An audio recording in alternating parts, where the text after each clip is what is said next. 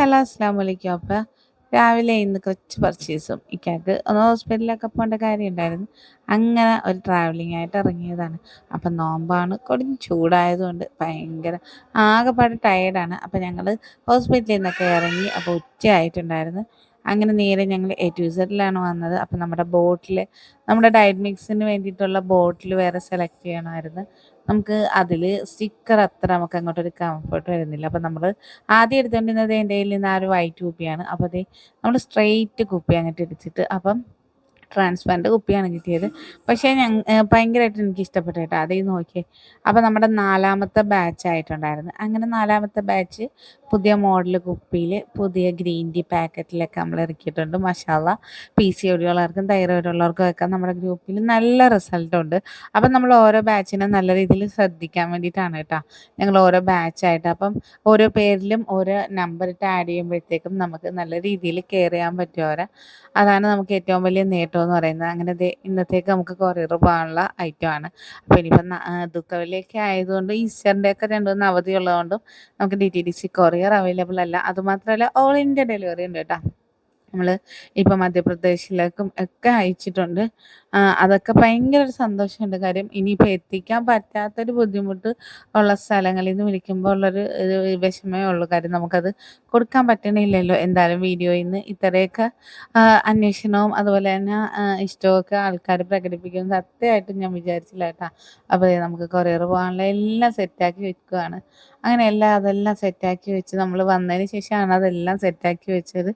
അതൊക്കെ കഴിഞ്ഞിട്ട് അപ്പോൾ ഇനിയിപ്പോൾ നോമ്പായതുകൊണ്ട് വൈകിട്ടത്തേക്കുള്ള ഫുഡ് ഇവിടെ റെഡിയാക്കണമെന്ന്. അപ്പോൾ മോനിക്ക് നോമ്പുള്ളത് കൊണ്ട് അവൻ പറഞ്ഞ് അവനിക്ക് ഭയങ്കര ഇഷ്ടമാണ് മന്തി റൈസ് ഉണ്ടാക്കുന്നത്. അപ്പം വലിയ നമ്മൾ കടയിലുണ്ടാക്കുന്ന രീതിയിലുള്ള മന്തിയൊന്നുമല്ല, നമ്മുടെ സ്പെഷ്യൽ മന്തി. അത് എല്ലാവർക്കും ഇഷ്ടവുമാണ്. നമുക്ക് ഇച്ചിരി സിമ്പിളായിട്ട് ഉണ്ടാക്കുകയും ചെയ്യാം. അപ്പം ഞാൻ കരുതി ഇച്ചിരി അത്താഴത്തിന് നമുക്ക് ഇച്ചിരി ആട്ടാനായിട്ട് അരിയും ഉഴുന്നും കൂടി ഇട്ടേക്കാന്ന്. അങ്ങനെ അതും അങ്ങോട്ട് വെള്ളത്തിലോട്ടിട്ട് അപ്പം അതും ആ കാര്യങ്ങളും അങ്ങനെ നമ്മൾ രാത്രി താമസിച്ചാണ് കിടക്കുന്നത് കേട്ടോ. അപ്പോൾ ആ ഒരു ടൈമൊക്കെ ആകുമ്പോഴത്തേക്കും നമുക്കത് അരച്ച് വെക്കാൻ പറ്റും. അന്നേരം അത്താഴത്തിന് എടുക്കുകയും ചെയ്യാം. വലിയ പുളിയൊന്നും ഇല്ലാതെ നമുക്ക് കഴിക്കുകയും ചെയ്യാം. അങ്ങനെ അതും അങ്ങ് കഴുകി വെള്ളത്തിലേക്ക് ഇട്ട് വെച്ചിട്ടുണ്ട്. അപ്പോൾ ഇനിയിപ്പം നമ്മൾ റൈസ് ഉണ്ടാക്കാനുള്ള പ്രിപ്പറേഷനിലോട്ട് അങ്ങ് കയറുകയാണ്. അതാകുമ്പോൾ എൻ്റെ പണി എളുപ്പമാകും. അല്ലെങ്കിലും കുക്കറും ഇച്ചിരി റൈസും അരിയും കിട്ടിയാലും നമ്മൾ എന്തെങ്കിലുമൊക്കെ തരുവാനുള്ള പണിയാണ് അത് വെച്ചിട്ട്. അങ്ങനെ കുക്കർ വെച്ച് കൊടുത്തതിലേക്ക് ഒരു സ്വല്പം വെളിച്ചെണ്ണ ഒഴിച്ച് കൊടുത്ത്. ഞാൻ നെയ്യ് യൂസ് ചെയ്യുന്നില്ല, പക്ഷെ നെയ്യില്ലായിരുന്നു. അപ്പോൾ വെളിച്ചെണ്ണ ഒഴിച്ച് കൊടുത്ത് അങ്ങനെ ഒരു സവാള അരിഞ്ഞതും കുറച്ച് മുഴുവൻ മസാലയും 2 ഡ്രൈഡ് ലെമനും ഇട്ട് കൊടുത്ത്. അതുപോലെ തന്നെ 2 മാഗി ക്യൂബ്സും കൂടി ചേർത്ത് കൊടുത്തിട്ടുണ്ട്. അതങ്ങ് നല്ല രീതിയിലൊന്ന് വാടി വന്നപ്പോഴത്തേക്കും ഒരു വലിയ തക്കാളി ഞാൻ നല്ല പേസ്റ്റാക്കി വെച്ചിട്ടുണ്ട്. അപ്പോൾ ടൊമാറ്റോ പേസ്റ്റ് ഉണ്ടെങ്കിൽ അത് ചേർത്ത് കൊടുക്കാം കേട്ടോ. അത് നല്ലപോലെ ഒന്ന് വഴറ്റിയെടുത്തിട്ട് അതിലേക്ക് കഴുകി വെച്ചിരുന്ന ചിക്കനും കൂടി ഞാൻ ഇട്ട് കൊടുത്തിട്ടുണ്ട്.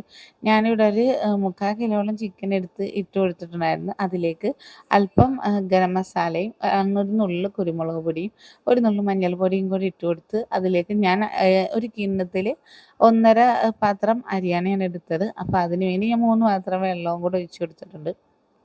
അപ്പോൾ വെള്ളം ഒഴിച്ച് കൊടുത്ത് ചിക്കനും ഇട്ട് നമ്മൾ അടുപ്പിലേക്ക് വെച്ചിട്ടുണ്ട്. അത് വെന്ത് ഒരു 2 വിസിൽ വരുമ്പോഴത്തേക്കും നമുക്ക് ഓഫ് ചെയ്തിടാം. അതിന് ശേഷം റൈസ് ഇട്ട് ഒറ്റ വിസിൽ കൊടുത്താൽ മതി. അപ്പോൾ അങ്ങനെ ആ ഒരു ചിക്കനും നല്ലപോലെ വെന്ത് കിട്ടും. അപ്പോൾ അങ്ങനെ ഞാൻ അത് വെച്ചിട്ട് തണ്ണിമത്തനും അരിഞ്ഞെടുത്ത് അതുപോലെ തന്നെ തണ്ണിമത്തൻ ജ്യൂസ് കഴിച്ചു. അപ്പോഴാണ് നമ്മുടെ പഴുപ്പിക്കാൻ പറ്റിയ മാങ്ങയുടെ കാര്യം ഓർത്തത്. അങ്ങനെ അതും അപ്പം നീക്കി നോക്കിയപ്പോഴത്തേക്ക് എല്ലാം പഴുത്ത് കിടക്കുകയാണ്. അങ്ങനെ പഴം ഇച്ചിരി പഴുത്ത് കിടപ്പുണ്ടായിരുന്നു. അപ്പോൾ ഇക്ക മോനെ പേടിച്ചിട്ട് എലിയെ പിടിച്ചിട്ട് തൂക്കിയിട്ടതാണ്. എലി അവനും ഏതാണ്ട് ഒരു സ്വഭാവം ആയതുകൊണ്ട് നമ്മൾ എന്ത് ചെയ്യും അല്ലെ എന്തുവാണ് കാണിക്കുന്നതെന്ന് പറയാൻ പറ്റില്ല. അങ്ങനെ നല്ല നാടൻ മാങ്ങായും അതല്ലാണ്ട് നാടൻ പഴം കണ്ടിട്ട് എനിക്ക് നല്ല രീതിയിൽ കൊതിയുണ്ട്. മാങ്ങായും പക്ഷേ മാങ്ങ 2 കഷ്ണം ഞാൻ കഴിച്ചു കേട്ടോ. പഴം വേണ്ടാന്ന് വെച്ച കാര്യം ചെറുപഴം കഴിക്കാൻ ഞാനങ്ങനെ ഇപ്പം കഴിക്കുന്നില്ല. കാര്യം ഒരുവിധം ഫുഡൊക്കെ നമ്മൾ മാക്സിമം ആ ഡയറ്റിൻ്റെ ആ ഒരു ഇതിൽ തന്നെ അങ്ങ് പോവുകയാണ്. നോമ്പാണേലും അങ്ങനെ നല്ലൊരു കൺട്രോളിൽ തന്നെയാണ്. അപ്പോൾ എനിക്കായിട്ടുള്ള ഇത്തിരി സാലഡും കൂടെ ഉണ്ടാക്കാമെന്ന് വെച്ച് നോമ്പ് തുറക്കുമ്പോഴത്തേക്കും. അപ്പോൾ ഇത്തിരി വെളിച്ചെണ്ണ ഒരു സ്പൂണോളം വെളിച്ചെണ്ണ ഒഴിച്ച് കൊടുത്ത് ഇച്ചിരി പട്ടാണി ഞാൻ എടുത്തത് ഇച്ചിരി കറി ഇരുന്നത് ഞാൻ കഴുകിയെടുത്തതാണ് കേട്ടോ. പക്ഷേ നല്ല പോളി ടേസ്റ്റാണ്. ഒന്ന് തീർച്ചയായിട്ടും ഒന്ന് ചെയ്ത് നോക്കണം. അതിലേക്കൊരു നുള്ളുപ്പും ഒരു നുള്ളു മുളക് പൊടിയും കൂടി ഇട്ട് കൊടുക്കുക. പിന്നെ ആവശ്യത്തിന് നമ്മൾ അരിഞ്ഞ് നമ്മുടെ കയ്യിൽ വെച്ചിരിക്കുന്ന എല്ലാ വെജിറ്റബിൾസും അങ്ങ് കട്ട് ചെയ്തിടാം. ഞാൻ ആ കുക്കുംബറും തക്കാളിയും സവാളയും കൂടി ചേർത്ത് അതൊന്ന് വാടി എന്ന ആ ഒരു പരുവത്തിൽ നമുക്ക് അങ്ങ് എടുത്തേക്കാൻ, കാര്യം അതിൻ്റെ ആ ഒരു പച്ചപ്പ് പോകാതിരിക്കാൻ. എന്നിട്ട് പ്ലേറ്റിലോട്ട് മാറ്റുമ്പോഴത്തേക്കും ആഹാ എന്ത് സ്മെല്ലാണെന്നറിയാമോ, നല്ല സൂപ്പർ ടേസ്റ്റിയാണ് കേട്ടോ. ആ നോമ്പുറക്കുന്ന സമയത്ത് ആ വെള്ളമൊക്കെ കുടിച്ചതിന് ശേഷം ഇതങ്ങോട്ട് കഴിക്കുമ്പോഴത്തേക്കും ഒന്നും പറയാനില്ല. അങ്ങനെ ദേ നമ്മുടെ ചിക്കൻ അങ്ങ് വെന്തപ്പോഴത്തേക്കും അരി കൂടെ അങ്ങ് ഇട്ട് കൊടുക്കാൻ തരും. ഞാൻ ആ ഒന്നര പാത്രം അരിയാണ് കഴുകി ഊറ്റി വെച്ചിരുന്നത്. അതങ്ങോട്ട് വെച്ച് ഒറ്റ വിസിലിൽ നമ്മൾ അടിപൊളി ചോറ് റെഡിയാകും കേട്ടോ. പക്ഷേ ആ മാഗി ക്യൂബ്സിൻ്റെയൊക്കെ ടേസ്റ്റ്, അപ്പോൾ ഇന്ന് ഞാൻ സ്മൂത്തി എടുത്തില്ല, കാര്യം ചോറ് കണ്ടപ്പോഴത്തേക്കും എനിക്ക് ഭയങ്കര ഒരു ആഗ്രഹം, ഒരുപാട് ദിവസമായി റൈസ് കഴിച്ചിട്ട്. അങ്ങനെ ഞാൻ കരുതി അപ്പോൾ ഇച്ചിരി വയറെന്തായാലും ഫില്ലാക്കി വെക്കാം, അപ്പോൾ ഒരുപാട് കഴിക്കണ്ടല്ലോ. അങ്ങനെ സാലഡിലേക്ക് നാരങ്ങ നീര് ഇത്തിരി കുരുമുളക് പൊടിയൊക്കെ ഇട്ട് അത് വീണ്ടും അങ്ങ് സെറ്റാക്കി വെച്ച്. അപ്പോൾ ഏകദേശം നോമ്പ് തുറക്കുന്ന സമയമൊക്കെ ആയി. അങ്ങനെ എല്ലാം അങ്ങ് പെറുക്കി വെക്കാമെന്ന് കരുതി. അപ്പോൾ വാപ്പായും മോനും ഒക്കെ കൂടി അവർക്ക് പൊരി വാങ്ങിക്കാനായിട്ട് പോയിരിക്കുന്നേ ഉള്ളൂ. ബാങ്ക് വിളിക്കാൻ ഏകദേശം സമയമായി. എന്തായാലും ആ സമയത്താണ് നമ്മൾ എല്ലാ കാര്യങ്ങളും കറക്റ്റ് ചെയ്യുന്നത് കേട്ടോ. അങ്ങനെ അവർ വന്ന് അതെല്ലാം സെറ്റാക്കി വെച്ചിട്ടുണ്ട്. അപ്പോൾ ഇന്ന് പള്ളിക്കഞ്ഞി വാങ്ങാനായിട്ട് മാത്രം പോയില്ല, അവനിക്ക് പള്ളിക്കഞ്ഞി വേണ്ടാന്ന് പറഞ്ഞ്. അങ്ങനെ ഒരുപാട് ഐറ്റംസ് എല്ലാം വരുമ്പോഴത്തേക്ക് പിന്നെ കഞ്ഞി ആപ്പാട് മിച്ചം വരും. അങ്ങനെ നമ്മളിതേ പൊരിയും സാധനമൊക്കെ എടുത്ത് വെച്ച് എനിക്കുള്ള തണ്ണിമത്തൻ ജ്യൂസും ഇത്തിരി നട്ട്സും ഡേറ്റ്സും ഒക്കെ എടുത്ത് വെച്ച് നമ്മൾ നോമ്പ് തുറന്നപ്പോഴത്തേക്കും നമ്മുടെ ചോറും ഒക്കെ സെറ്റായി. അങ്ങനെ എല്ലാം കഴിഞ്ഞതിന് ശേഷം ഒരിത്തിരി കൊതി വന്നപ്പോഴത്തേക്കും ഒരു നുള്ള റൈസും കഴിച്ചിട്ടാണ് കേട്ടോ കിടന്നത്. അപ്പോൾ ഇന്നത്തെ ഇത്രയൊക്കെ ഉള്ളായിരുന്നു. അപ്പോൾ ഇന്നത്തെ വ്ളോഗ് ഇങ്ങനെയൊക്കെ അങ്ങ് പോയി. ഇന്നത്തെ ദിവസം എങ്ങനെ പോയി, അപ്പോൾ തിരക്കായതുകൊണ്ട് നോമ്പിൻ്റെ ആ ഒരു സമയം പോയതേ അറിഞ്ഞില്ല. അങ്ങനത്തെ റൈസ് നമ്മൾ ലാസ്റ്റ് സെറ്റാക്കി എടുത്തിരിക്കുകയാണ്.